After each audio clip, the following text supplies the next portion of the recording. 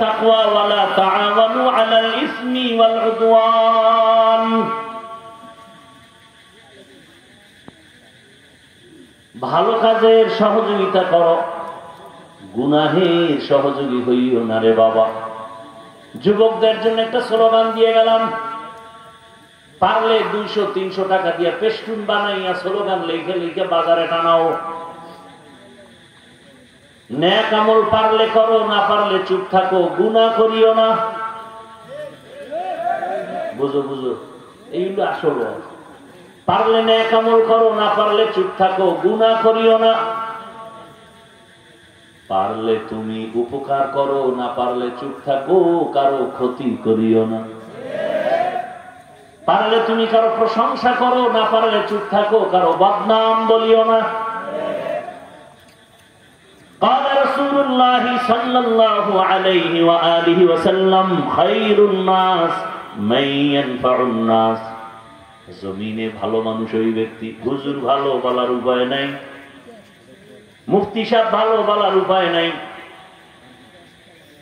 মাওলানা সাহেব ভালো বলার উপায় নাই, হাফেজ সাহেব ভালো বলার উপায় নাই, গ্যারান্টি দেওয়ার উপায় নাই, বক্তা ভালো গ্যারান্টি দেওয়ার উপায় নাই, ডাক্তার খারাপ গ্যারান্টি দেওয়া যাবে না, ইঞ্জিনিয়ার খারাপ গ্যারান্টি দেওয়া যাবে না।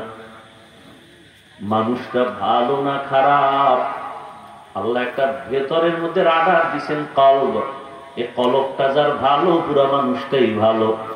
চাই সে রিক্সা চালাক, ওর কলব ভালো, ও রিক্সা চালাইলে ওর জিন্দেগি ভালো। ওর মতো ভালো মানুষ আল্লাহর কাছে কেউ নেই। ইন্না আকরামাকুম ইনদাল্লাহি আতকাকুম, আল্লাহর কাছে দামি ওই বান্দা বান্দি যার মধ্যে থাকবে আল্লাহর ভয়। আল্লাহর ভয় যাদের অন্তরে থাকবে, সে ইচ্ছা করে গুনাহ করবে না, অনিচ্ছায় গুনাহ হয়ে গেলে তওবা করতেও দেরি করবে না। এজন্য ভালো করে যুবকদেরকে বলবো, পারলে তুমি নেক আমল করো, না পারলে চুপ থাকো, কি করিও না, গুনাহ করিও না। পারলে তুমি কারো উপকার করো, না পারলে চুপ থাকো, কারো ক্ষতি করিও না। এবার ক্ষতি কোন দিক বল? চোখের চাহনি দ্বারা ক্ষতি করিও না। তো কেমনে? একটা বেগানার দিকে তুই যখন তাকাইছো, তোর চোখের চাহনির দ্বারা তার ইজ্জতের উপরে হামলা হয়েছে, ওই মহিলার ইজ্জত নষ্ট করেছো চোখের চাহনি দিয়ে, অন্তরে তুই মজা কল্পনা নিতেছ। এরকম নজর লাগায় না? একটা বাচ্চার দিকে এমন নজর দিছে, বদ নজর, বাচ্চা অসুস্থ হয়ে। মানুষের নজর এত খারাপ। নারিকেল গাছের দিকে তাকায়, আরে নারিকেল, পরের দিন নারিকেল নাই।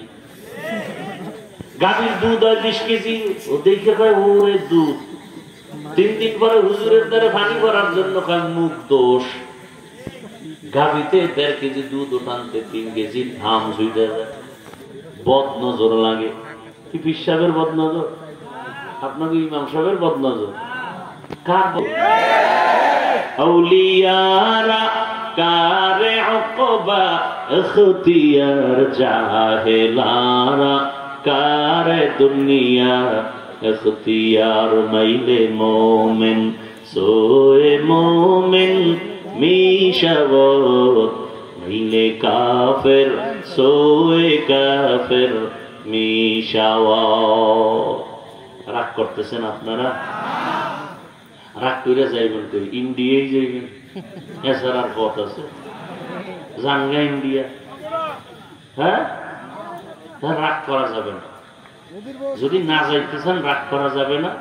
জীবনবার উল্টা পাল্টা পথে চলছেন, এইবার আর উল্টা পাল্টা পথে চলা যাবে না। ওলামায়ে কেরাম যেদিক, আমরা মুসলমান সেদিক ইনশাআল্লাহ। ইলমে রায়ে জান বেহিসাব, খালকে রাদাদান জওয়াবে বাসাওয়াব।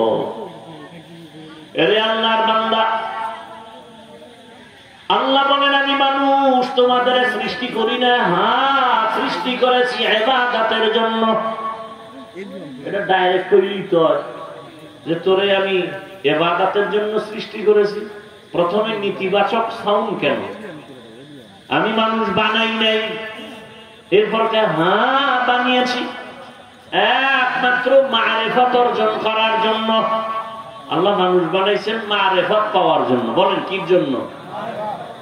মারেফত অর্জন করার জন্য। আর একদল আল্লাহর বান্দারা বলে মারেফত বলতে কিছু নাই। আর আমি চ্যালেঞ্জ দিয়ে বলছি আল্লাহ মানুষ বানাইছেনি মারেফত অর্জনের জন্য। দলিল হলো আমার এই আয়াত। ওলামায়ে কেরাম ভালো করে দেন। আরাফা ইয়ারিফু থেকে মারেফত। মারেফত মানে পরিচয় লাভ করা। বান্দা তোমারে দুনিয়ায় পাঠাইছি, আমার পরিচয় লাভ করো। কার পরিচয়? আল্লাহর পরিচয় লাভ করো। এরপরে আমার সাথে মোলাকাতের তামান্না তৈরি করো। কিয়ামতের ময়দানে আমি 70,000 নূরের পর্দা করে তোমার সাথে মোলাকাত দিব। থেকে আবার চাঁদে আলো ধার করে নিয়ে রাতের বেলা আলো দেয়। চাঁদের কোন নিজস্ব আলো নেই। দেখছেন একই আলো, চাঁদের কাছে যাওয়ার কারণে ক্রিয়া আলাদা হয়ে গেছে। সূর্যের আলো জমিনে যতক্ষণ আছে, গাছের ফল আর জমিনের ফসলে কালার হবে। কি হবে? কিন্তু সূর্যের বাবার ক্ষমতা নেই। কথার কথা, ফলের মধ্যে গাছের ফলে জমিনের ফসলে মজা বাড়াবে। গাছের ফল আর জমিনের ফসলের মজা বাড়ায়, স্বাদ বাড়ায় চাঁদের আলো। দেখছেন নিকাল্লা কাদের কুদরতুদারি বরকামার আনতা রব্বি আনতা হাসবি যুল জালাল তুহি কাদের জলিলুল্লাহ জাহাদার বহর হালে তুহি মেরা নিগাহদা। আল্লাহ তাআলা কেমন নিয়ামত আমাদের দান করেছে। ওই আল্লাহর দেয়া নিয়ামত খাও, কোনো বাধা নাই। ভাইয়া শুকর আদায় করিও।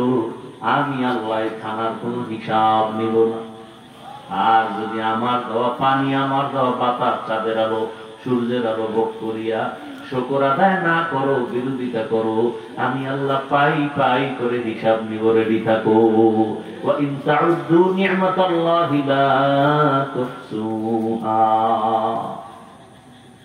আল্লাহর নিয়ামতের হিসাব নিবেন আমার আল্লাহ। কিয়ামতের ময়দানে আল্লাহ বলবেন সুম্মা লাতুসআলুন্না ইয়াওমাইযিন আনিন নাঈম। আল্লাহ নিয়ামত ভোগ করেছো, শুকর কি আদায় করেছো? আর একজনের নিয়ামত খুঁজেই পাই না। এক বুড়ি ভাঙা একটা ঘরের মধ্যে বইয়া একজন আল্লাহর প্রিয় বান্দাকে বলে, আল্লাহরে জিগাইও তো আমার আল্লাহ বানাইছে কি জন্য? কেন? একটা থাকার ঘর নাই, এই ভাঙা ঝুপড়িতে আছি, তো আল্লাহর জিগাইছে আল্লাহ ও মুখে বানাইছো কেন? ওরে গিয়া ক বুড়ি রে শুকর আদায় করে। যখন কইছে বুড়ি কয় ঘর নাই, কিসের শুকুর? বাতাস আইসা ওইগুলো রয়ে গেছে। চোখের পানি ছেড়ে তওবা করে, হে মালিক তুমি কত বড় দয়াময়। আরে আমার মতো হাফিজুর রহমান কত আছে, আমার থেকে কণ্ঠ ভালো, আমার থেকে আলেম ভালো, আমারে 1000 কোটি বার পড়াইতে পারবে। আল্লাহ কয় বান্দা তোরে এত সম্মান আমি দিছি, অহংকারী করবি না। আমি আল্লাহ 5 তলা থেকে গাছতলায় নামাইতে সময় লাগবে না। আল্লাহর চিনেন না তো, পরামর্শ দিয়ে তাও শুনতে চান না। আল্লাহরে দেখবেন, দেখছেন নি? আল্লাহরে দেখবেন নি? আল্লাহরে দেখবেন?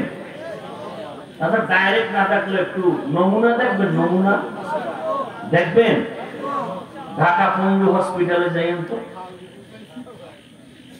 খোদার কসম করে গেলাম, পঙ্গু হসপিটালে যান তো, টের পাইবেন আল্লাহকে। কলবের পরিবর্তন চলে আসবে। আসলেই আমার মালিক কেমন। যে যাকে চিনে না সে তাকে মানে না। আমার আল্লাহকে চিনো, এত সুন্দর চেহারা কে বানাইছেন? কত মানুষ ডান হাত দিয়ে খানাও খায় কিন্তু জিহ্বায় কোনো আওয়াজ নেই। আবার অনেক মানুষ কথা বলে কিন্তু স্পষ্ট না।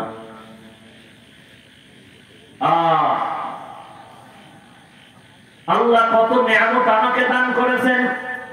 কত মানুষের দুই পায়ের একটা পাও নাই, আমার দুটোটা আছে। কত মানুষের এক হাত নাই, দুটো হাতও নাই। আল্লাহ আমাকে রাখছেন সুস্থ। আল্লাহ তাআলা আমার মেধাটা সুস্থ রাখছেন। আল্লাহ আমাকে টাইম মতো খানার ব্যবস্থা করছেন। সদরঘাটে গিয়ে দেখো রাস্তার পাশে কত মানুষ পড়ে থাকে, খানা নেই। ডাস্টবিন থেকে পচা ময়লা উঠায় উঠায় খায়। এই বানায় বলতেছি, অথচ বাংলাদেশে এত ধনী ধনী মানুষ, এরকম। আমার দেশে ভিক্ষুকরা ডাস্টবিনের খানা খাবে কেন? আমার দেশে গরিব অসহায়রা কেন সদরঘাট গুলিস্তানের রাস্তার মাঝখানে আইল্যান্ডের উপরে থাকবে কেন? অনাহারে ভুগবে কেন? বস্ত্রহীন হবে কেন? খবর নাই। আর উনি তো চিন্তাই করে না, বরং নিজে যেই কাজের লোকের দ্বারা এত ফায়দা পায় সেই কাজের লোকের বেতনটাও মেরে দেয়, টাইম মতো দেয় না। আর এই বড় লোক হয়ে লাভ কি? অন্যের টাকা নিজের হাতে নিয়ে বাহাদুরি করে লাভ কি? টাকার মালিক তো তুমি না। এই জন্য এই দিয়ে যা করে থাকেও না। তুফানের মতো আয়, তুফানের মতো যায়। হালাল টাকার জিনিস কেউ দখল করবে না, ফেরেশতা দিয়ে আল্লাহ হেফাজত করবে। ওয়ামা খালাকতুল জিন্না ওয়াল ইনসা ইল্লা লিয়াবুদুন। মানুষ আর জিনকে আল্লাহ বানাইছেন ইবাদতের জন্য। ইবাদত মানে মারিফত অর্জন করো। কথা আল্লাহ ডাইরেক্ট যদি বলতেন ওয়ামা খালাকতুল জিন্না ওয়াল ইনসা ইল্লা লিয়ারিফুন, মারিফতের জন্য, ইবাদতের জন্য ঘুরে বললেন কেন? এটাই তো কোরআন, এটাই তো বালাগাত, এটাই তো ফাসাহা, এটাই তো অলংকার, এটাই তো আমার আল্লাহ যে তার পরিচয়। বলে আল্লাহ মারিফতের কথা ডাইরেক্ট না বলে ইবাদতের কথা বললেন কেন? বলে ইবাদত ছাড়া মারিফত অর্জন হবে না। আমাদের দেশে ইবাদত নাই, নামাজ নাই, রোজা নাই, দাড়ি নাই, টুপি নাই, মুজাদ্দিদে জামান, সদরঘাটের খামান, আন্তর্জাতিক বেঈমান, অলিকুল শিরোমণি, প্রস্রাব করে লয় না জানি, এরা অলিকুল শিরোমণি। এরা 24 ঘন্টা রড দিয়ে ফিডাইলে আউযুবিল্লাহ ঠিক মতো বলতে পারবে না। অথচ বাংলাদেশে এদের মতো শান সহকাতে প্রধান সরকারে যারা থাকে এরাও চলতে পারে না। এরা স্বর্ণ কমল বানায়। এক পিসা বিল্ডিং বানাইছে মুরিদের টাকা দিয়ে, বলছে এই একটা রুম হোটেলের বানায় দেবা, জান্নাত রিজার্ভ। কোথায় বানিয়েছে? এত দূর আগাই যাবার ঝামেলা, শেষে ভোট কমে দিল। আল্লাহ হেদায়েত দান করেন। দেখেন, আমি ওলিয়া উলিয়ার পক্ষে কঠিন কথা বলছি না? একটু আগে বলছি না? গেছে, ভুলে গেছে। কসম খাইয়ে বলি না একটু আগে ওলিয়া উলিয়ার পক্ষে? এখন আবার কি বলতেছি দেখছেন? কারবার। আমরা কারো অন্ধ গোলামি করি না, আমরা গোলামি করি আল্লাহ। তো পীর মানি কেন? মাযহাব মানি কেন? ইমাম সাহেবরে মানি কেন? তো আল্লাহকে চিনি না, ওনার থেকে পরিচয় নিয়ে এরপরে আমল করি। সুন্নত চিনি না, তার থেকে চিনি। কোরআন হাদিস বুঝি না, তার থেকে বুঝার জন্য যাই। এই জন্য তাকে আমরা সম্মান করি। সে আমাদের মাবুদ না, তার আমরা পূজা করি না, আমরা আল্লাহর গোলামি করি। আর তার কাছে যাব কতক্ষণ? তিনি আল্লাহ রাসূলের লাইন মতো চলবেন যতক্ষণ। সোজা